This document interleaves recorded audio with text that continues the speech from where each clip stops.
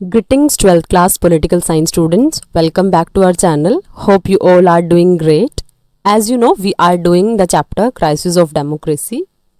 And today we are going to do the next part in which we will discuss basically the consequences of emergency.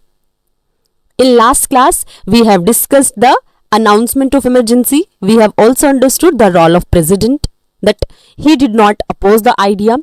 He did not ask even the cabinet that if is it necessary to implement emergency in the country. After that, we have discussed that all of the things that were, you can say, that were the freedom and that were the rights of the people, they were completely shrink. Right? We have understood that there was ban, you can say, electricity cut was from the major newspaper, so that they were not able to publish anything against the government. So all these kind of things were happening, right? So now after what? After emergency, हम लोगों ने पढ़ा कि country में लोगों को arrest करना शुरू कर दिया, बहुत एब्रप्टली अरेस्ट किया गया, जो भी अगेंस्ट में जा रहा persons were arrested on the behalf of preventive detention also, right? और हमने क्या पढ़ा था कि इमरजेंसी की डिक्लेरेशन हुई 25th of June नाइट को, बट कैबिनेट की मीटिंग कब हो रही? 26th of June 6 AM in the morning. It means that decision was taken alone by Indira Gandhi only. But now what after emergency? Consequences, results क्या निकले उसके? So this brought, let us start now, we are starting it formally. This brought the agitation to an abrupt stop. Strikes were banned. Many opposition leaders were put in jail. The political situation became very quite through tense. मतलब अब इसका result क्या निकला? जो भी government के against जा रहा है, मतलब एवरी पर्सन, कहीं ना कहीं यहाँ पर आपको रोल दिख रहा है डिक्टेटरशिप जैसा. आप लोगों ने कभी हिटलर के बारे में स्टडी किया होगा ना, कि जो उसके अगेंस्ट जाता है, people were not able to survive. तो the same thing was happening here in our country as well after being a democratic country. कि कैसे स्ट्राइक्स को बैन कर दिया गया, एजिटेशन मतलब प्रोटेस्ट करे थे तो उन सारी चीजों को बहुत बुरी तरीके से बंद कर दिया गया, स्टॉप कर दिया गया. जो अपोजिशन लीडर्स थे उनको जेल में डाल दिया गया. पॉलिटिकल सिचुएशन बहुत टफ हो गई एक टाइप से, बहुत क्वाइट, मतलब अब कोई बोल ही नहीं पा रहा है कुछ. So, deciding to use its special powers under emergency provision, the government suspended the freedom of the press.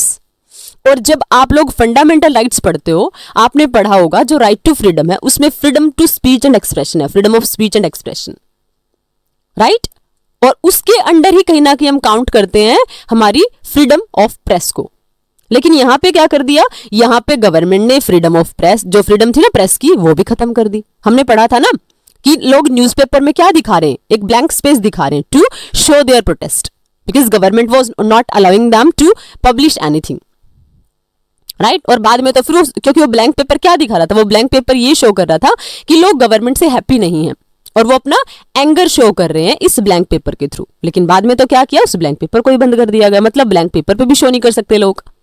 So newspaper were asked to get prior approval for all material to be published. अब देखो यहाँ इतनी situation खराब है कि वो country जो एक डेमोक्रेटिक कंट्री है, जहां लोगों को अपने आइडियाज एक्सप्रेस करने की पूरी फ्रीडम है, वहां पर वो जो कुछ भी पब्लिश कर रहे हैं उससे पहले उनको क्या लेनी पड़ेगी?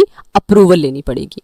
न्यूज़पेपर में जो भी पब्लिश हो रहा है उससे पहले उनको एक टाइप से अप्रूवल लेनी पड़ेगी.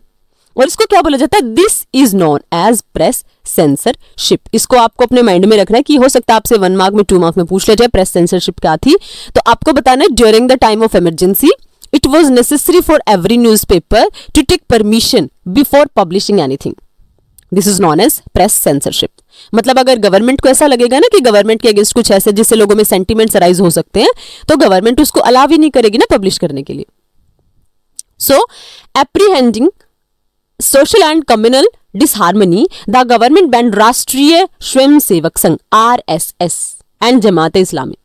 मतलब जो ये कहीं ना कहीं प्रोटेस्ट करे ना, आप लोगों ने RSS का नेम सुना होगा, है ना, मोहन भागवत वगैरह का. अभी आप लोग प्रेजेंट में नेम सुनते हो, जिससे हम लोगों ने क्या पढ़ा था लास्ट चैप्टर में पढ़ा था एरा 1 पार्टी डोमिनेंस में, कि भारतीय जनसंघ से राष्ट्रीय स्वयंसेवक संघ से ही क्या है, कहीं ना कहीं आपको ओरिजिन देखने को मिलता है बीजेपी का, राइट? तो अब देखो क्या है, जमात इस्लामी जो मुस्लिम लोगों के लिए कहीं ना कहीं डिमांड्स करें उनके राइट्स के लिए, तो दोनों को क्या कर दिया गया? बैन कर दिया गया. Protest and strikes and public agitation were also disallowed. मतलब प्रोटेस्ट करना बंद, स्ट्राइक करनी बंद, कुछ नहीं कर सकते, एजिटेशन भी नहीं कर सकते, अलाउ ही नहीं कर रही है गवर्नमेंट. कुछ करोगे तो गवर्नमेंट आपको प्रिटेंटिव डिटेंशन के बेस पे अरेस्ट कर रही है. That kind of situation was existing. most importantly, under the provision of emergency, the various fundamental rights of citizens stood suspended, including the right of citizens to move the court for restoring their fundamental rights. अब ये वाला right कौन सा समझ आया आप लोगों को कि देखो और तो सिचुएशन खराब हो ही रही है, लोगों की सारी फ्रीडम तो छीन ही रही है। तो देखो चलो ये तो हम नॉर्मल पोजीशन में मान के चलते हैं कि अगर कुछ क्रिटिकल सिचुएशन है ना तो गवर्नमेंट क्या कर देती, कई बार ऑर्डर दे देती है कि इतने से ज्यादा लोग एक प्लेस पे एक साथ इकट्ठे नहीं होंगे, वो तो आप लोगों ने सुना होगा, है ना। बट यहाँ पे गवर्नमेंट ने क्या कर दिया, यहाँ पे गवर्नमेंट ने बोला कि जो भी पर्सन है अगर वो क्या करेंगे, क्योंकि हमारी कंट्री में हमें फंडामेंटल राइट्स गिवन है ना, लेकिन यहाँ पे फंडामेंटल राइट्स को सस्पेंड कर दिया गया। और देखो किस मैनर में, आप सबको पता है कि अगर फंडामेंटल राइट्स सस्पेंड होते हैं then we are having article 32 that is known as right to constitutional remedies, आप सभी को पता होगा। तो अगर हमारे फंडामेंटल राइट्स को सस्पेंड करती है गवर्नमेंट, राइट, मतलब किसी भी सिचुएशन में अगर कोई उन राइट्स को स्नैच करता है हमसे, तो हमारे पास वो राइट है, we can take the shelter of the judiciary to get just for getting our rights back. But यहाँ पे देखो सबसे इंपॉर्टेंटली यही टास्क हुआ, इमरजेंसी के डिफरेंट प्रोविजंस के अंदर क्या किया, जो फंडामेंटल राइट्स है ना उनको सस्पेंड कर दिया गया। और उसमें सबसे इंपॉर्टेंट कौन सा था, देखो including the right of citizens to move to court for restoring their fundamental rights. मतलब यहाँ पे आपको क्या समझ आया, जो आर्टिकल 32 है हमारे कॉन्स्टिट्यूशन का और आर्टिकल 226 है कि अब लोग कोर्ट में भी नहीं जा सकते हैं, ऐसी सिचुएशन है। मतलब वो नहीं होता है कि मारेंगे भी पर रोने भी नहीं देंगे, वो वाली सिचुएशन। ना तो गवर्नमेंट लोगों की कोई बात मान रही है, एजिटेट करने का, प्रोटेस्ट करने का जितने भी मेथड है सबको बैन कर दिया गया। उसके अलावा सबसे एब्रप्ट डिसीजन आपको क्या देखने को मिला, सबसे खराब वाला डिसीजन ये कि लोगों को वो भी फ्रीडम नहीं रही कि वो कोर्ट्स में भी जा सकते हैं, right. The government made extensive use of preventive detention. Preventive detention I think अब आप लोगों को क्लियर है कि जब आप शक के बेसिस पे किसी को अरेस्ट करते हो उसको बोलते हैं प्रिटेंटिव डिटेंशन। गवर्नमेंट के पास ये टूल था एक टाइप से कि प्रिटेंटिव डिटेंशन के बेस पे लोगों को अरेस्ट करती थी। Under this provision, people are arrested and detained not because they have committed any offense, but on the apprehension they may commit an offense. समझ आया? इसका बेस ही नहीं तो देखो, वैसे आप किसी पर्सन को भी कोई अरेस्ट कर रहा है तो अरेस्ट का बेस क्या होगा कि उस पर्सन ने कोई क्राइम कमिट किया होगा, राइट, यही तो होता है ना। लेकिन यहाँ उस पर्सन ने क्राइम नहीं किया, बल्कि क्योंकि गवर्नमेंट को क्या लगता है कि ये पर्सन क्राइम कमिट कर सकता है, कोई ऐसा क्रिमिनल ऑफेंस कर सकता है, इसलिए पहले अरेस्ट कर लो, ये वाली सिचुएशन थी, राइट। तो इसका बड़े एक्सटेंसिवली यूज किया गवर्नमेंट ने, बहुत लार्ज स्केल पे इसको यूटिलाइज किया। Using preventive detention acts the government made large scale arrest during the emergency. अब देखो क्या हुआ, जो भी एंटी गवर्नमेंट एक्टिविटीज में इंक्लूड होगा, अब गवर्नमेंट क्या बोलेगी कि इस पर्सन से हमें ना थोड़ी क्या है, डर है कि ये पर्सन क्या कर सकता है, लॉ एंड ऑर्डर को कहीं ना कहीं डिस्टर्ब करने की कोशिश कर सकता है, इसलिए इसको अरेस्ट किया जाता है। तो बहुत लार्ज स्केल पे अरेस्ट हुए लोग। Arrested political workers could not challenge the arrest through habeas corpus petition। और देखो जहां आप लोगों ने पढ़ा, हम लोगों ने ये अभी पढ़ा कि जो राइट था कि वो रिस्टोरिंग के लिए, फंडामेंटल राइट्स के लिए वो कोर्ट में मूव कर सकते हैं। बट यहाँ पे क्या बोला गया, यहाँ पे ये बोला गया कि अब वो, क्योंकि देखो अगर आर्टिकल 32 सस्पेंड हो गया, 226 से सस्पेंड हो गया, तो अब लोग जाएंगे कहाँ, they are not able to go. और जब तक वो कोर्ट में नहीं जाएंगे तो तब तक ये वाला हैबिस कार्पस जो रिट्स होती हैं, आप लोगों ने पढ़ा होगा, आप लोगों ने 5 टाइप की रिट्स पढ़ी होंगी। आप लोगों ने पढ़ा होगा हैबिस कार्पस, मेंडामिस, क्यो वारंटो, कर्टियोररी, प्रोहिबिशन, है ना। 9th आपने 11th क्लास में स्टडी की होंगी सारी की सारी चीजें।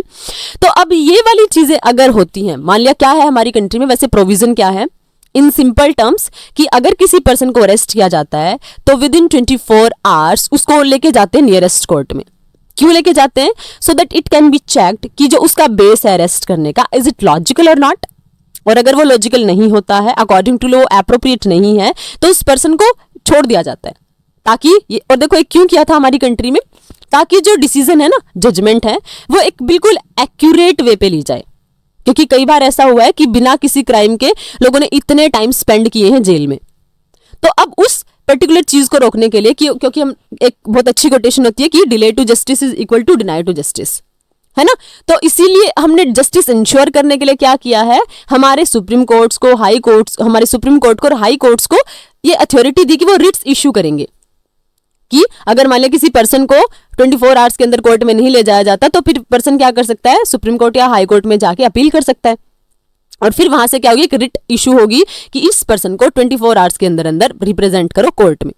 बट यहाँ पे क्या हो रहा था, एक तो लोगों को यही नहीं बताया जा रहा कि उनको अरेस्ट क्यों किया जा रहा है, क्योंकि देखो आज तो अगर आर्टिकल 20 जब आप पढ़ते हो तो क्या होता है कि ऐसे बहुत सारी चीजें आप पढ़ते हो जब अरेस्ट करने से रिलेटेड होती हैं कि अरेस्ट वारंट होना चाहिए, स्पेसिफिक रीजन होना चाहिए, है ना, बहुत सारी चीजें आप पढ़ते हो अरेस्ट के रिगार्डिंग। लेकिन यहाँ पे क्या हुआ कि उस पर्सन ने क्राइम कमिट किया भी नहीं उससे पहले ही कि ये पर्सन क्राइम कमिट कर सकता है, उसके बिहाफ पे उसको अरेस्ट किया जा रहा है। और दूसरा क्या, दूसरे लोगों के पास ये भी फ्रीडम नहीं है कि वो हैबिस कार्पस पिटीशन डाल सकते हैं। मतलब अब वो ये भी पिटीशन नहीं डाल सकते कि उनको कोर्ट में तो लेके जाओ कम से कम ट्रायल के लिए। अगर उनको अरेस्ट कर लिया तो क्या उनको अरेस्ट करने का जो बेस था वो लॉजिकल था या नहीं, उसका डिसीजन कौन लेगा? जुडिशरी लेगी। लेकिन उन पर्सन को जुडिशरी के पास जाने की अथॉरिटी ही नहीं है, परमिशन ही नहीं है, हैबिस कार्पस पिटीशन वो डाल ही नहीं सकते हैं। समझ आया? मतलब हर तरीके से क्या हो रहा है, हर एक फ्रीडम को कहीं ना कहीं गवर्नमेंट स्नैच करने की कोशिश कर रही है। So many cases were filed in the High Courts and Supreme Court by and on the behalf of arrested person, but the government claimed that it was not even necessary to inform the arrested person of the reasons and the ground of their arrest. मतलब अब क्या हुआ, अब कई cases हालांकि लोगों ने file भी किए, जैसे मान लिया एक को अरेस्ट कर लिया वो तो कुछ नहीं करेगा, लेकिन जो सोशल ग्रुप्स वर्क कर रहे हैं, एंटी कांग्रेस जो लोग वर्क कर रहे हैं वो तो डालेंगे ना पिटीशन। मतलब हाई कोर्ट सुप्रीम कोर्ट भर गए उन सारे के सारे केसेस से, right, on the behalf of. मतलब इतने लोग अरेस्ट हुए कि उन जो जितने केस फाइल हो रहे थे ना उससे सुप्रीम कोर्ट हाई कोर्ट भर गए पूरी तरीके से। बट गवर्नमेंट ने क्या बोला, गवर्नमेंट ने ये बोला कि ये नेसेसरी है ही नहीं इन्फॉर्म करना कि हम अरेस्ट क्यों कर रहे हैं। समझ आया? क्योंकि हम क्यों अरेस्ट करें, क्योंकि कंट्री की सिचुएशन अच्छी नहीं है और इन लोगों के एक्शंस की वजह से कहीं ना कहीं अनरेस्ट हो सकता है। पॉलिटिकल इंस्टेबिलिटी तो है ही, सोशल इंस्टेबिलिटी भी हो सकती है, इसीलिए without giving any kind of reason हम इन लोगों को अरेस्ट कर रहे हैं। तो अरेस्ट का रीजन भी नहीं बताया, right. So several high courts give judgments that even after the declaration of emergency the courts could entertain a writ of habeas corpus filed by a person challenging his or her detention। और कुछ high courts ने तो बोला भी कि भाई ये गलत तरीके से हो रहा है, क्योंकि वो एक्चुअली में हमारी जुडिशरी हमारे कॉन्स्टिट्यूशन की गार्जियन है, कॉन्स्टिट्यूशन की गार्जियन है तो हमारे फंडामेंटल राइट्स की भी गार्जियन है। तो उन्होंने क्या बोला, उन्होंने जजमेंट दी कि क्या होना चाहिए, अगर इमरजेंसी भी डिक्लेयर हो गई है इवन देन कोर्ट के पास ये राइट होना चाहिए भाई कि वो हैबिस कार्पस रिट को इशू करे। अगर किसी पर्सन को डिटेंशन मतलब सिर्फ शक के बेसिस पे अरेस्ट किया जा रहा है तो कम से कम ये वाला तो राइट होना चाहिए ना कि रिट इशू हो जाए, वो पर्सन अपने लिए कुछ ना कुछ पिटीशन फाइल कर सके कोर्ट में, राइट। फिर क्या हुआ, in April 1976 the constitution bench of Supreme Court overruled the high courts and accepted the government's plan. अब देखो यहां सबसे खराब बात ये हुई कि कहीं ना कहीं हर चीज हमें ऐसा दिख रहा है कि गवर्नमेंट के अंडर कंट्रोल आ रही है, राइट। आपने प्रेसिडेंट का देखा, फखरुद्दीन अली अहमद, आप लोगों ने देखा ना। तो अब देखो और क्या चीजें देखी आप लोगों ने कि इमरजेंसी कहीं ना कहीं बड़े अच्छे से यूज हो रही है, राइट। तो क्या चीजें हो रही हैं, हमने क्या चीजें देखी कि अब हर कोई पर्सन क्या कैसे वर्क कर रहा है, अकॉर्डिंग टू गवर्नमेंट वर्क कर रहा है। प्रेसिडेंट ने डिसीजन दे दिया on the behalf of Indira Gandhi consideration only.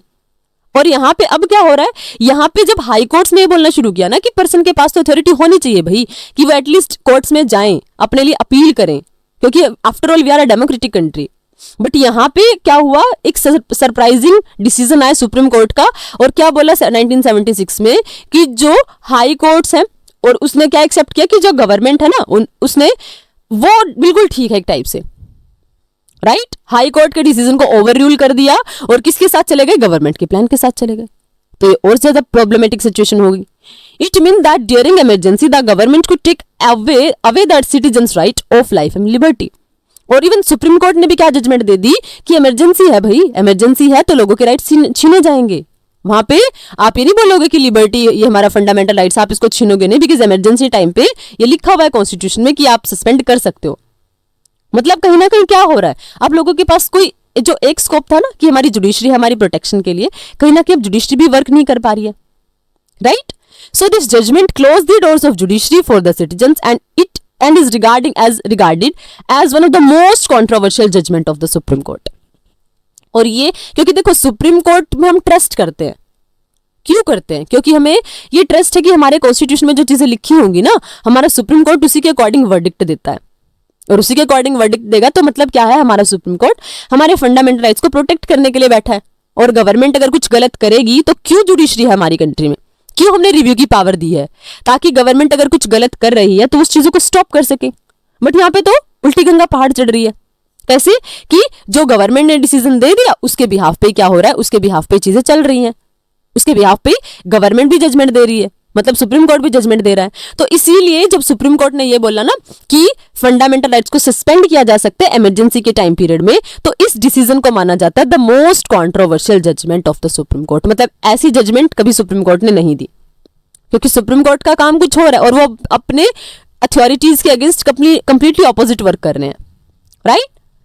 There were many acts of dissent and resistance to the emergency. Many political workers who were not arrested in the first wave were underground and organized protest against the government. अब देखो फिर क्या हुआ, लेकिन फिर भी लोग तो डिससेटिस्फाइड हैं भाई, रेसिस्टेंस है इमरजेंसी के अगेंस्ट में, प्रोटेस्ट करने के लिए सोच रहे हैं। जो फर्स्ट वेव में जो बिल्कुल फ्रंट में थे उनको तो अरेस्ट कर लिया गया है ना, लेकिन फिर भी कुछ लोग तो ऐसे बचेंगे ना, सबको तो अरेस्ट नहीं किया जा सकता ना। तो बहुत सारे लोग ऐसे भी बचे जो अरेस्ट नहीं हुए थे। तो जो अरेस्ट नहीं हुए थे उन्होंने क्या करना शुरू किया, अंडरग्राउंड चले गए ताकि गवर्नमेंट उनको फाइंड ना कर सके और उनको अरेस्ट ना कर ले। अब उन्होंने क्या कर लिया, अंडरग्राउंड गए और ऑर्गेनाइज किया प्रोटेस्ट को, लोगों को कंबाइन किया और गवर्नमेंट के अगेंस्ट में प्रोटेस्ट को एक टाइप से ऑर्गेनाइज करना शुरू कर दिया। Newspaper like the Indian Express and the Statesman protested against censorship by leaving blank spaces where news items had been censored. और बहुत सारे ऑलरेडी हम लोगों ने चैप्टर में स्टार्टिंग में रीड किया था, बिल्कुल फर्स्ट पेज पे ही, कि वो जो ब्लैंक पेपर आपको शो हो रहा है, ब्लैंक स्पेस आपको शो हो रहा है, वो क्या था, it was a type of protest, क्योंकि गवर्नमेंट पब्लिश करने की अथॉरिटी नहीं दे रही है ना अपने अगेंस्ट में कुछ भी।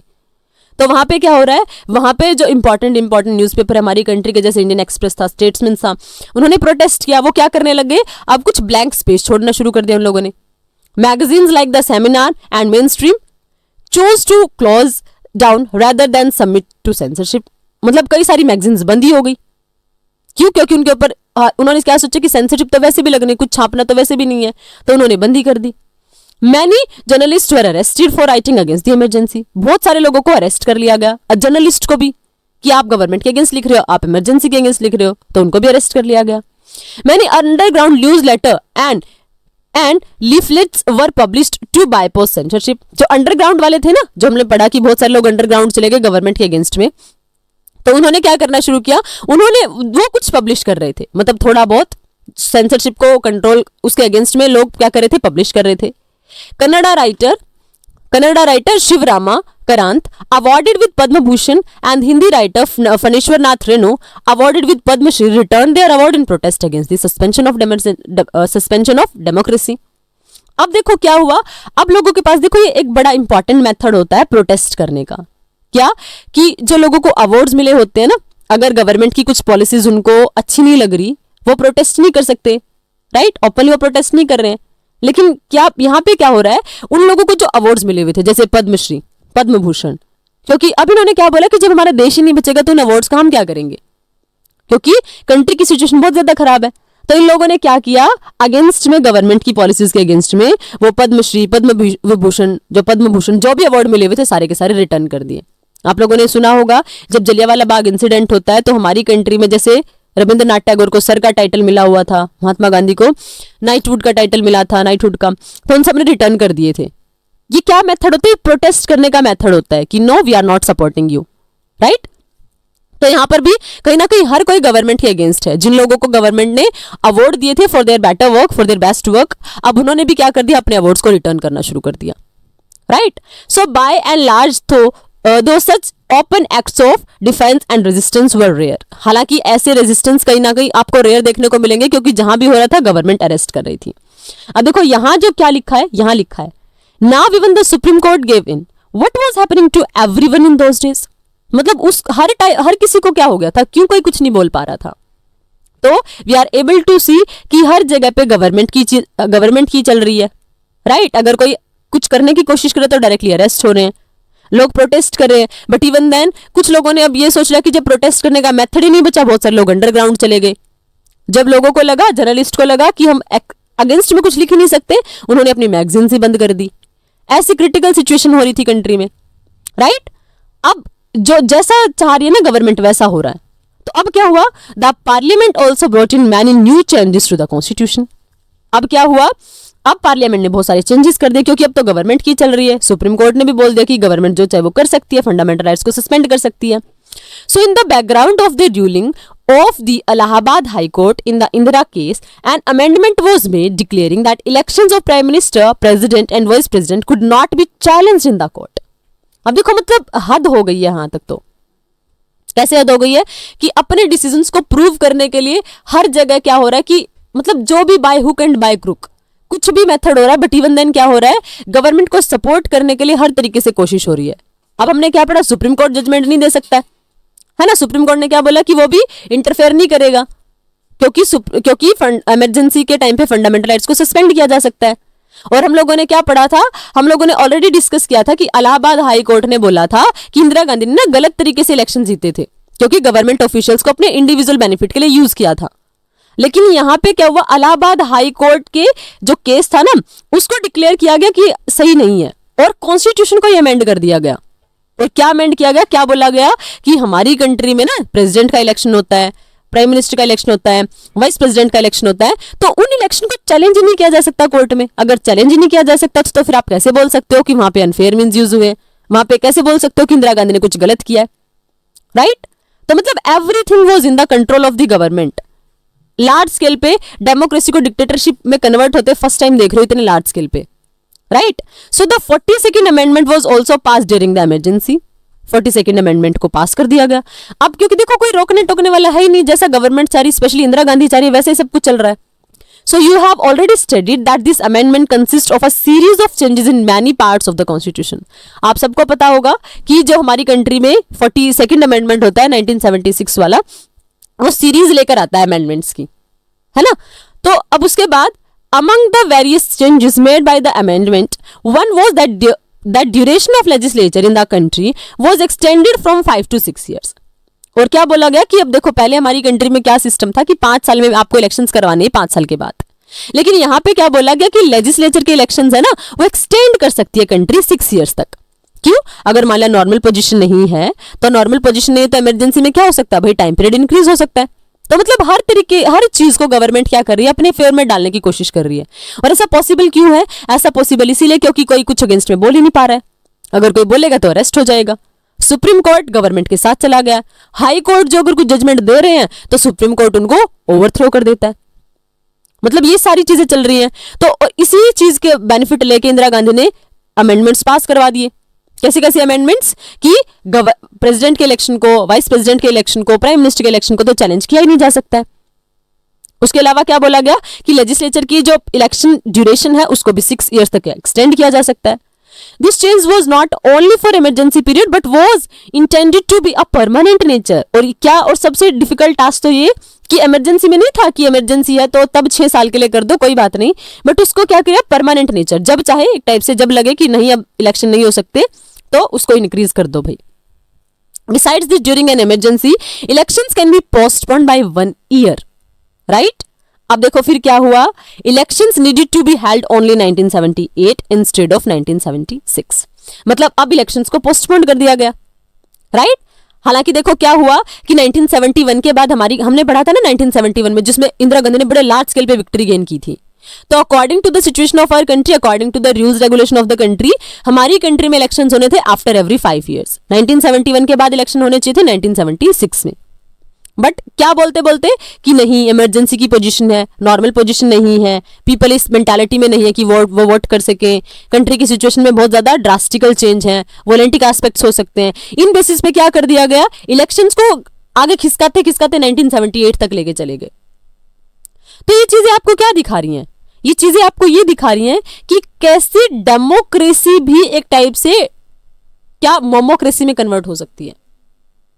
कैसे डेमोक्रेसी में जहां हम बोलते कि जनता सर्वे सर्वा है, people are everything, citizen are everything, but यहाँ पे क्या देखने को मिल रहा है, यहाँ पे तो कुछ और ही सीन चल रहा है। यहाँ पे 1% के नाम से कॉन्स्टिट्यूशन अमेंडमेंट हो रहा है, 1% के अकॉर्डिंग पूरा का पूरा स्ट्रक्चर कॉन्स्टिट्यूशन का चेंज हो रहा है, राइट। तो यहाँ पे कहीं ना कहीं आप क्या देख रहे हो, सिंगल पर्सन ने हमारी कंट्री के एक स्ट्रक्चर को, हमारे फेडरल स्ट्रक्चर को भी चेंज करके रख दिया, हमारी जुडिशरी के रिस्पेक्ट को चेंज करके रख दिया, और कहीं ना कहीं हमारी जुडिशरी को भी कंप्लीटली कंट्रोल में रख लिया। जो कहीं ना कहीं गवर्नमेंट को एक फियर होना चाहिए कि जुडिशरी उसके एक्शंस को रिव्यू कर सकती है, उसको इनवैलिड कर सकती है, बट यहाँ पे उल्टा हो रहा है कि डेमोक्रेसी को खत्म करने के लिए अब कहीं ना कहीं सुप्रीम कोर्ट को भी एज अ मीडियम यूज किया जा रहा है by the government. So all this thing मतलब कॉन्सिक्वेंसेज में आप क्या देख सकते हो, हर तरफ सिर्फ बंदी ही बंदी है ना। बहुत सारे लोगों ने इसको क्रिटिसाइज करने के लिए लिखा भी था कि कोई फ्रीडम नहीं थी, इमरजेंसी के टाइम पीरियड में आप देखते हो हर तरफ सिर्फ बंदी ही बंदी है, प्रेस बंदी है ना, और मतलब और कुछ हैपन हो ही नहीं रहा था। So let us not talk about the few who protested, what about the rest. मतलब क्या हमने पढ़ा कि जो प्रोटेस्ट करे थे उनको अरेस्ट किया गया, तो क्या सबको अरेस्ट किया जा सकता था, ऐसा पॉसिबल था? लेकिन बाकी का क्या हुआ फिर? All the big officials, intellectual, social and religious leaders, citizens, what were they doing? मतलब गवर्नमेंट अरेस्ट तो कर रही थी, लेकिन क्या गवर्नमेंट, वो 500-600 लोग है ना, लोकसभा राज्यसभा दोनों को भी मिला दो, तो क्या वो सारे इतनी पोजीशन में आ गए कि इतने करोड़ लोगों को इतनी क्रूएलिटी के साथ कंट्रोल कर लिया? तो हमारे लोग क्या कर रहे थे एक्चुअल में उस टाइम पे, राइट? तो you are able to see consequences, consequences कुछ भी अच्छा नहीं है, everything is negative, negative only. Government हर एक इंस्ट्रूमेंट को, हर एक इंस्टीट्यूशन को अपने बेनिफिट के लिए यूज कर रही है, राइट? और उसके बाद जैसा चाहे वैसा कॉन्स्टिट्यूशन को भी चेंज कर रहे हैं, कॉन्स्टिट्यूशन चेंज करने की सीरीज ही शुरू हो गई है, और उसके अलावा इलेक्शंस को भी टाइम टू टाइम स्टे करवाते जा रहे हैं। हमने क्या पढ़ा, 1971 के बाद डायरेक्टली इलेक्शंस हो गए 1978 में। सो कहीं ना कहीं आपको क्या देखने को मिल रहा है, एक बहुत खराब फेज, इसीलिए इसको बोला गया क्राइसिस ऑफ डेमोक्रेसी, राइट?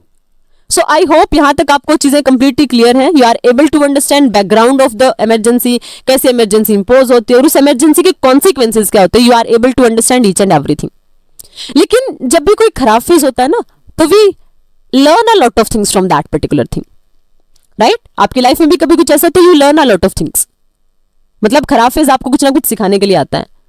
तो इस इमरजेंसी ने हमें क्या सिखाया, क्या लेसन हम लोगों ने इमरजेंसी से सीख लिए, that we will discuss in next video. Till then keep revising, try to understand everything and stay connected. Thank you, thanks a lot.